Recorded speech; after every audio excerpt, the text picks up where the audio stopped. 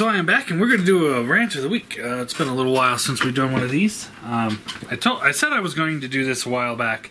I just haven't had time and this and that. But now I think it's time to talk about it, because a lot of people are complaining about the Siege scale. The scale of their figures. So I wanted to talk about this and do it as a rant of the week. Now, before we really get into the Siege portion of this, I wanted to talk about scale in general, because and I've had a lot of rants on scale. And just kind of like throughout the years, how the scaling system has worked in Transformers. For those that don't know about that, because some people are newer to the collection and they've only been collecting since, say, the Combiner Wars series and then into now, and then when they see these scale differences on the figures, they're completely shocked and like, oh my god, this is the end of the world. So I wanted to go into this a little bit, and then we'll show off some figures and different classes throughout the years of the ones that I have. I don't have every figure ever made, of course, but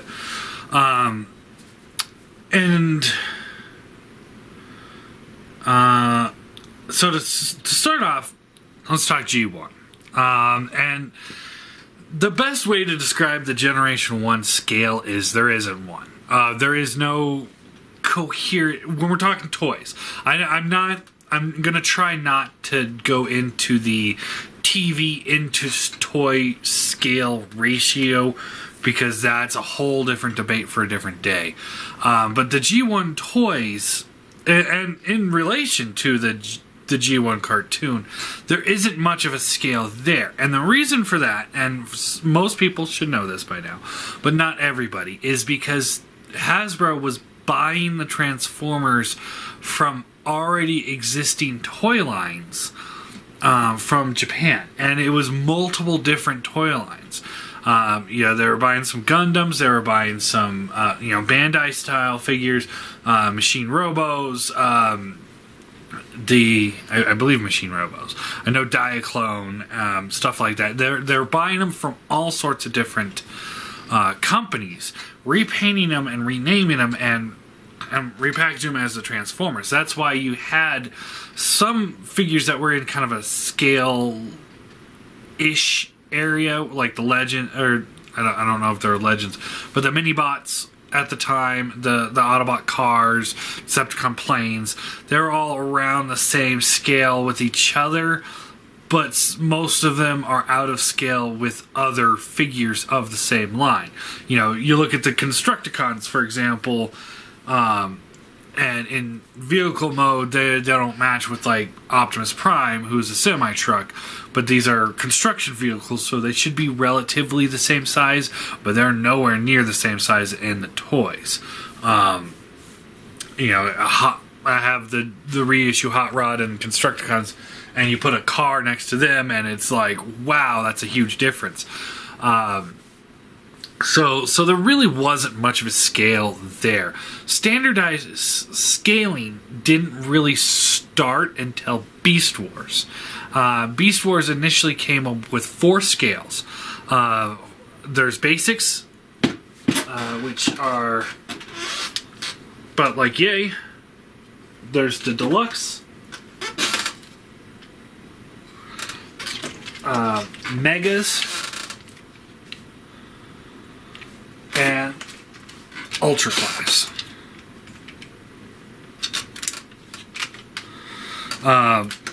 Now, since then, these scales have been renamed a few times. There's been changes to them as well. But as we go throughout the rest of the line, since Beast Wars, I mean, with a few exception of some characters, they did try and fit the characters into appropriate scales from the toys to the cartoon. Notable exceptions would be like Transmetal Rat Trap being a deluxe instead of a basic. and Transmetal 2 Black Arachna being a Mega instead of a Basic or Deluxe. Beast Machines was just like a shotgun approach, and it was just total mess. RID has the same problem that the first Universe had, and they were essentially just repaints of other toy lines. So it's almost going back into the G1 issue where they're pulling things from different lines and kind of shotgunning them into one line, and you can tell it doesn't fully work because of that. Armada, Energon, and Cybertron, they stuck to more of the standardized scaling as the Beast Wars did, and I think I mentioned Beast Machines, but Beast Machines was a total clusterfuck, but that's for a whole bunch of reasons. But then, yeah, the Energon trilogy or Cybertron trilogy, whatever they call it, that one, they pretty much stayed to a coherent scale, but they did change the names of the scales. And Beast Wars also introduced a Supreme class with their Optimal Optimus, which was used in Beast Machines and RID as well. And then Armada used it for Unicron, and then Energon for Omega Supreme, I believe. But then they renamed some of the scales. The Supreme class from Beast Wars eventually became what is now known, or up until recently was known as the Leader class scale. The Ultra class, that stuck around for the most part, but it was discontinued not too long ago, and now it's like it's back, but they're calling it Leader class. The new Leader class figures are Ultra class figures, essentially. They're not the Leader class that they were in the past. They're now more in the Ultra class setting. And I'll show that off once we get there. Because we're going to go over to the review station and we're going to look at some figures. The Mega class from Beast Wars has become known as the Voyager class now. So that one's still going. Deluxe has not changed. I don't think they've changed the name on that at all. If they did, they changed it right back. The Basic class has gone through a few changes, and up until recently is like the Legends class. Like Beachcomber here. So he's a Legends class figure. And compared to the Beast Wars Basic class, they're around the same size. So there's that. Let's see here. For the most part, are animated in Prime. They kind of stuck to that as well. Prime took some liberties in there. The movie series took a lot of liberties. Primarily, it seemed like they didn't know what they were doing. And I'm not trying to bash on the movies again. It's more of when it comes to the scale of their figures, essentially you can almost get a scale, or you can get a whole set of the figures in almost any scale, because they're making them. That's kind of when they started. I think Cybertron's when they really started this, and the movies was when they really doubled down on it, where they made Legends class figure. They made every character at every scale. You had the Leader class Optimus Prime, you had a Voyager Optimus Prime, you had a Deluxe Optimus Prime, you had a Scout class Optimus Prime. It's all over the place, and it's like, I don't understand. I didn't understand it. Now, all right, so now let's start getting into Siege. Now, Siege kind of is in the Chug scale. A lot of people are saying it's Chug scale. So that's where we're going to talk about it in. And so to start off, and I get this question every time I say Chug, and it's one of those Are you seriously you don't know, or are you just messing with me? But Chug means classics, Henkei, Universe 2.0, Generations. That was those 4 lines, and then it was followed by the Combiner Wars, Prime Wars trilogy. Combiner Wars, Titans Returns, Power of the Primes. So my argument is like Siege is almost its own scale, but it kind of fits into the Chug scale. And we'll kind of get into more of that later. But Classics had a relatively scale idea, but they didn't. The whole line was kind of just shoehorned in as a filler, and once you stop and you look back at what the line had, you'll kind of realize that they did have like a scout class scale, but that was more, or just basic, or whatever they want to call it now, Legends class. But they were actually just repaints of like mini cons from years prior. I think they had some new mini cons in there as well, but it was just like packs of mini cons. That's all it was. So for the most part, we're just not going to talk about those. Then there was a deluxe class, and then if you look at the deluxe class, we had Astro Train, Starscream, Ramjet, Skywarp, Cliff Jumper, Bumblebee, Hot Rod, or Rodimus, whatever you want to call him, and Grimlock. And now, on the surface, it seems okay, but Grimlock should have been a Voyager. And the Seekers needed to be taller than the other cars, because as it was, they were about the same size as Bumblebee. And then you get into the Voyager class, we really only had Ultra Magnus, which was just a white repaint of the Optimus Prime, Megatron, and then Jetfire. Now, in that scale, the Jetfire kind of worked with the Optimus and the Megatron because he was a little bit taller than them, and he looked pretty cool too. He was a pretty solid, Voyager. But it was kind of, they just kind of try to shoehorn in these characters into only 2 scales, and when they really needed at least 3, and then like I said, it was just a filler.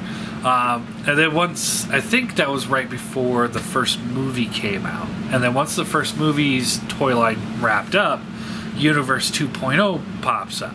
Now, Universe 2.0 was like the continuations of Classics, but also continuation of the Universe line.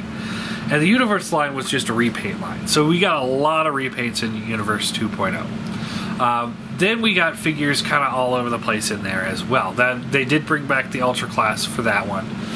We had like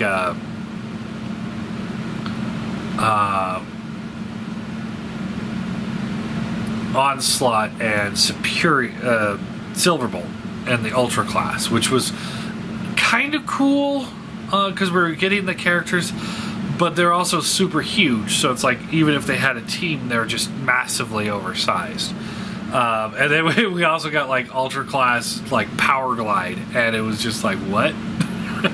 We had some was there other Legends mini bots in there, but I don't know. Anyway, we had some new deluxes. That's when the Sideswipe mold came out, which would be later retooled into Sunstreaker, and then back to Sideswipe for the Red Alert. And that one was good, but it was also really tall, so it was almost as tall as some of the Voyagers that were coming out around that time. And then we also got the deluxe Galvatron, which was garbage. Henkei was essentially just repaints of the Classics figures and the Universe figures that we have gotten so far. Some that we hadn't had repainted for yet, at the time, Red Alert, and the rest of the Seekers. Generations filled that void for the American style, or American side of things. Generations was really when they started thinking about the scale a little bit more, making figures, making the old legend or the old mini bots into legends. Although they did have some deluxes in there as well. Warpath, one of them, which was a great figure. But they're overall, they tried a little bit more. Near the end of it, they were really trying with like having the leader class Jetfire, things like that. Yeah, and no, I think Ultra Magnus was Combiner Wars, but having them around that size was about where they needed to be. So they were kind of fixing some scale issues, reissuing some figures and making new figures of other ones, just to try and get things right. And then we get to the Prime Wars trilogy, where they just take everything that they were trying and they throw it out the window. I'm really hard pressed to say that the Prime Wars trilogy were truly chug scale, and that's where I'm sitting here with like the Siege figures. Like, is this really a chug scale figure? You know, it's almost like they're rebooting it, and that's kind of what they did with the Prime Wars trilogy. Once you stop, and you take a step back and you look at it. You look at how many Megatrons, for example, came out. We had a Leader class Megatron in Combiner Wars. We had a Voyager class Megatron in Titan's Return. I don't think we had one for Power of the Primes, did we? We had the Optimus at just about every scale there was. Leader class, Voyager, Supreme. It's just a nightmare once you stop and look at it. And then same with like Starscream. We had it was an exclusive, but there was a deluxe Starscream. There was the Leader class Starscream, which doesn't fit in scale with anything. Like the Jetfire fits in scale because he's so much bigger than everybody else. But then you put Megatron in the same size as Jetfire, and then you put the Seekers in the same size, and then you put Soundwave in the same size, and it's like, where are you trying to put these? Because Starscream was never the same size as Jetfire. He was always a lot smaller. So I don't know where they were going with any of that stuff. It's really a big clusterfuck. Now they did have some things that did work, these guys. They're supposed to be target masters, but now they're headmasters. Like this guy is in that standard deluxe type scale, so it kind of works. Yes, he's a headmaster now, but we'll move past that. You had the another big problem with those three lines was like I mentioned, the headmasters, was that there's the whole line wide gimmick that really hindered, making everybody a headmaster, making everybody a combiner, and then Power of the Primes, which was like everyone was something, one of the two or something like that. It was a mess. So now we're getting into Siege.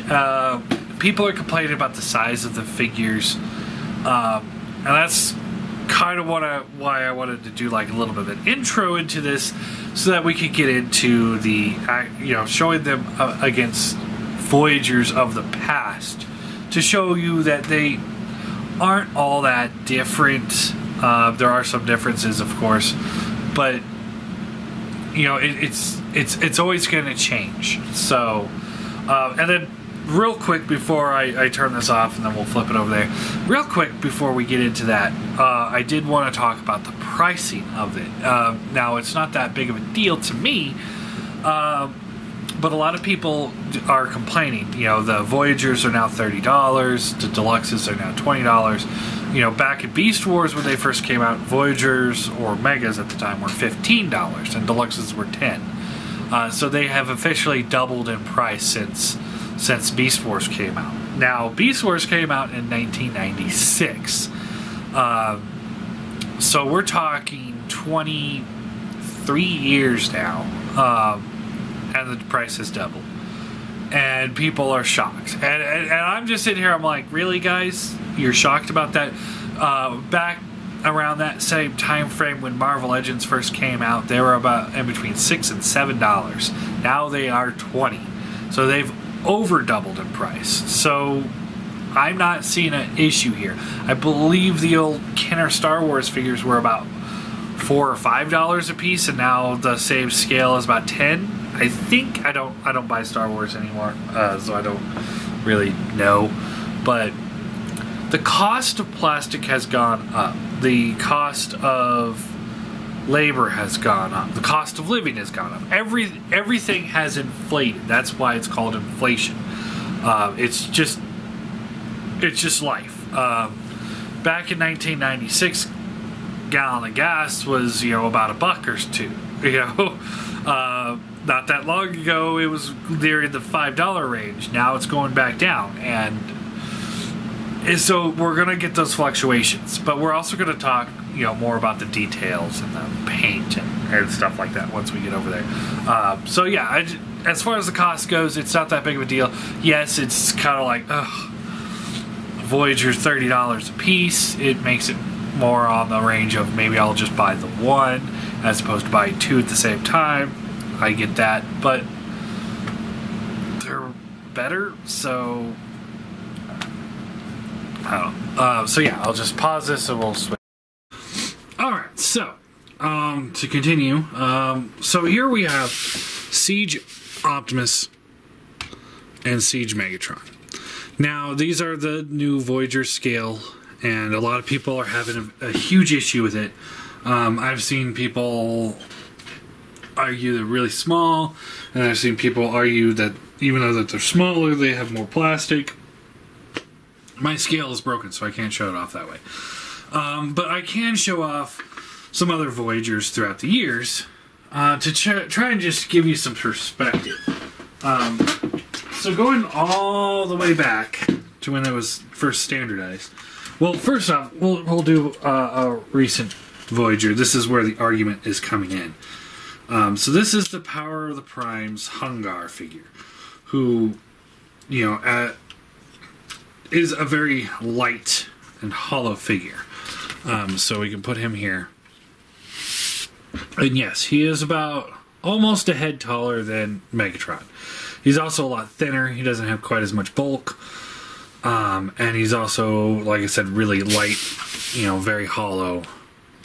And, yeah, so.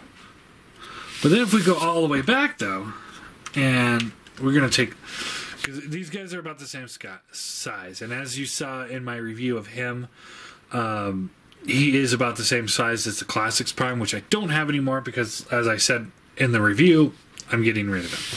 So we're going to move him off to the side. So we can have more. We'll use Megatron for this. So going all the way back, here is the same class back in Beast Wars. So you see he's a little bit smaller. He is a little bit thicker than Megatron. And he's got, better paint apps, chrome and stuff.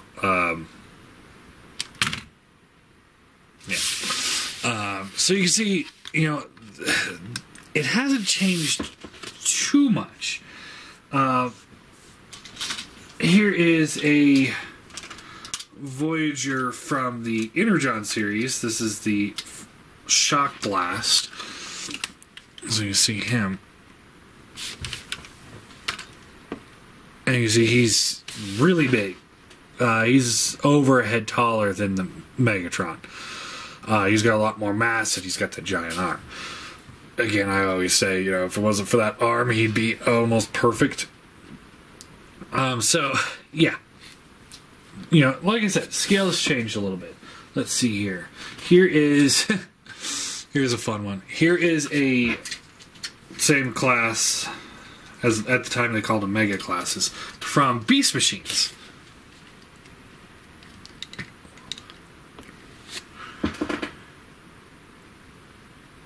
So he's almost a head shorter than the Megatron. And then just to make things even more confusing, here is a Mega class, also from Beast Machines, and this is the Megatron from there.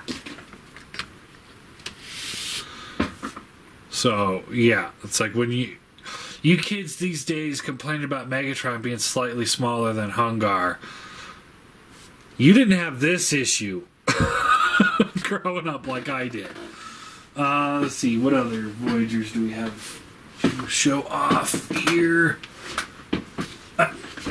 Here is the Dreadwing mold from Transformers Prime. Let's smooth these guys out.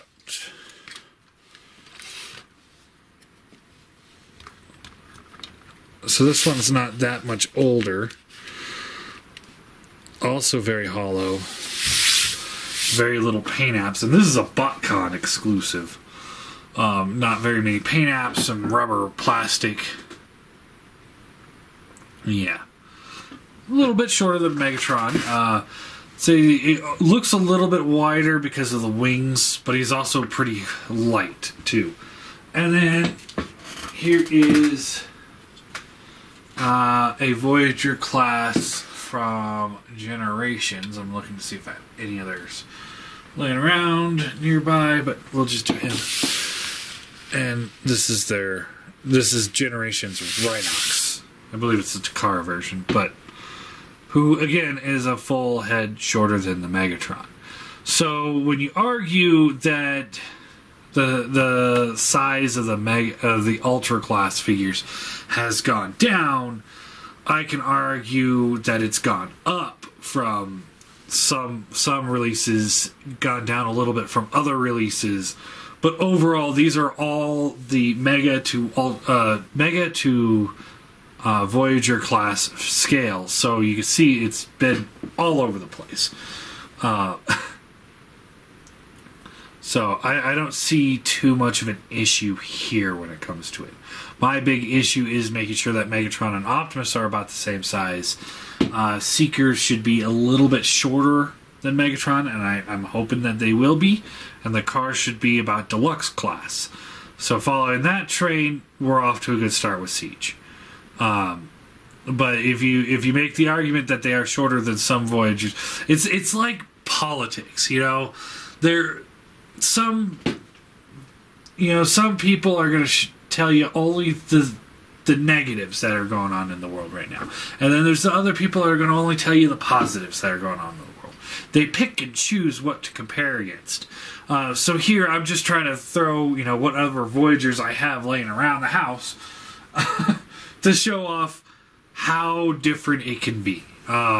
And how different it's been throughout the years.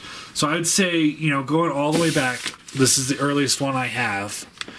Going all the way back to him, they're about the same size. If you put it next to the Optimus, Optimus is gonna look pretty thin, but they're about the same size. So on that front, size-wise, they're about the same. Now, Siege does have a lot better paint, better plastic. If you go play with a lot of the Combiner Wars or Prime Wars Trilogy Voyagers, they feel cheap. They feel hollow. They feel light. They don't feel like a high quality figure. You go to and then if you then go right to Siege, you're like, oh hey, this is good plastic. This is a well built figure. It's got lots of paint apps. It's got the scratches and the damages. It all looks good. So, we'll just get these guys out of the way here real quick. We'll talk about Deluxe briefly, and Leader Class even briefer, because I don't have the Siege Leader Class. I do have a Studio Series Leader Class sitting here. So here's your Deluxe Class Siege car. Now, some cars aren't going to fit in the... Some of the previous lines won't fit with this scale. Again, Deluxe has also been a little all over the place, depending on which you pick to show against it. So here's a Power of the Primes Deluxe. And you see he's a decent size bigger. Let's see here. about half a head. So he's a decent size bigger. You know, okay. Here is the target masters that became headmasters from there, and overall I'd say that's an acceptable size. But if we go back, here's the classic Seeker. You know, when people are saying that they're smaller, I point out classic Seeker, who's half a head shorter. Let's see what else we got. Here's one from the Energon line.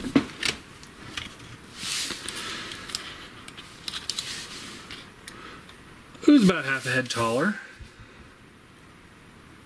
So it looks okay. Still, I think scale-wise are about good enough. Here is from Beast Wars. This one's not the best example, actually. Let's see here.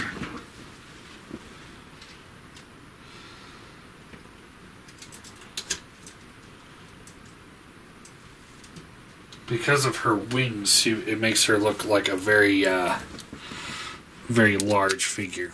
So here's an earlier Beast Wars.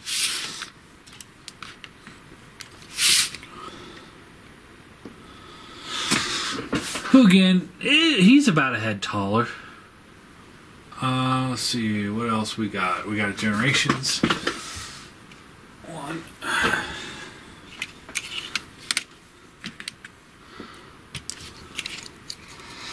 With Scourge, who even with his wings is a little bit taller. And then, let's see, what else? Alright. I got two fun ones to throw in here.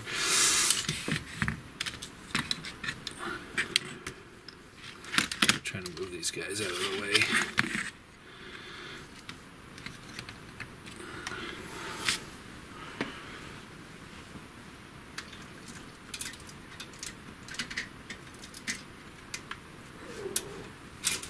I use tack to keep them on my boards or on my shelves. So here is from Beast Machines, the Deluxe Thrust, who is a lot bigger. He's also a lot thinner, hollow, and what have you. Beast Machines really was a clusterfuck for scale in the show and the toy line. Just to really prove my point on that, here is the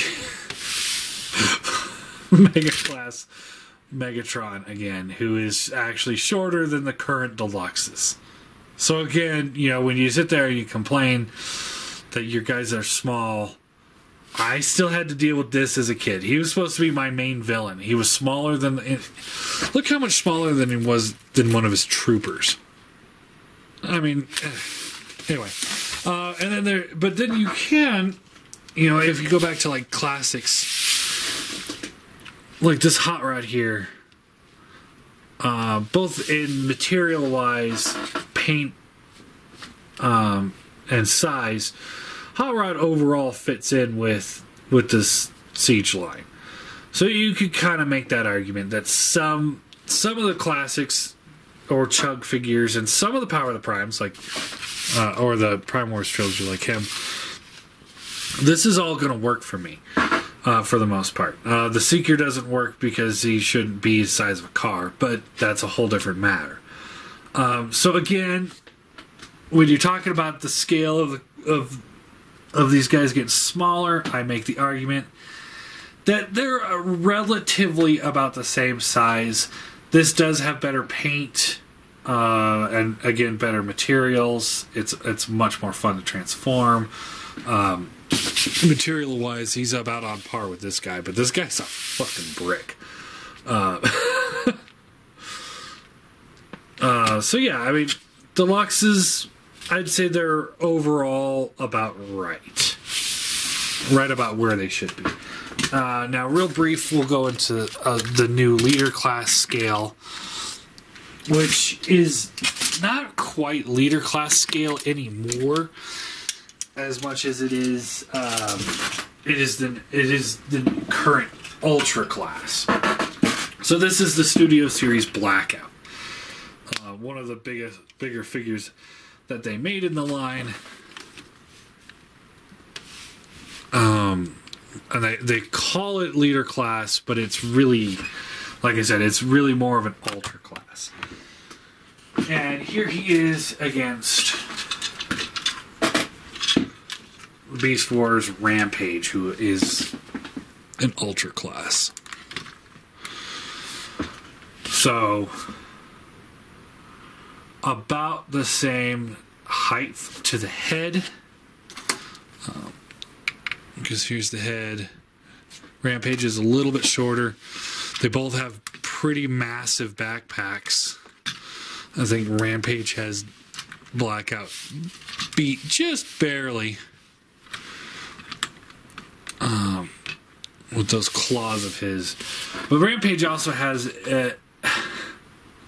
a much better paint job, you know, with all that metallic chrome, all that purple plastic. It is a much more vibrant, colorful figure, whereas this is just slightly different shades of gray, which is a little too close to a movie I don't want to ever see. Anyway, so overall, you know, yes, the price has increased. Yes, the size has decreased for Siege if you compare it to particular figures. If you're not comparing it to certain figures, then we're good. You know, it just depends on who you're comparing your Voyagers or your Deluxes or your Ultra classes to. You know, because if you were to compare this Blackout to like a leader class, let's say the Jetfire, for example, he's going to look a lot smaller because the Jetfire is actually a leader class. But if you compare them, you know, if you compare them all to those that you want to, where it shows that they look smaller, then you're looking for problems. So overall, I think the scaling for Siege is fine. I mean, I don't want a figure collection that's massive in size. Like, you know, let's take Optimus Prime from Masterpiece. You know, you go with MP10. He's pretty damn big. So fitting the scale of the characters around him, you know, you're getting some pretty damn big figures. So I would argue, you know, I would prefer a slightly smaller scale. I think the Siege Optimus is just about perfect. And as we go, you know, we'll get more figures built around him. Hopefully they'll stick to it and they won't just shotgun it with their next series. Because, you know, this is Siege, and then the next one, it's supposed to be a trilogy. So we'll see where we go from there. I'd say overall my only complaint about scale with Siege, I've got two. One is it seems like their leader class figures are going to be, or their Legends class figures are going to just be these 2 packs, which I'll review these guys soon. These 2 packs of these little tiny guys, rather than having some actual Legends class, which would be really golden to have, you know, some of these Autobots, Decepticons in that scale, the old mini bots. But then again, they just did that a lot in the last few lines, so maybe they're going to take a break from it for a bit. But anyway, there's that. And then there's this Shockwave. Now, the Shockwave looks incredible, so I'm going to pick it up no matter what. But to be putting it with all that extra parts just to make him their current leader class size and sell it at the leader class price point when he really is just a Voyager. That kind of sucks. I would prefer to only spend the $30 for him rather than the whatever 50 or so. But yeah, overall, I'm fully on board with the scale. What are your guys' thoughts? Are you hung up on the fact that they've gone down a little bit in size from the last wave, or are you like me and just like, you know what, we're getting good figures, I'm not going to complain? Let me know.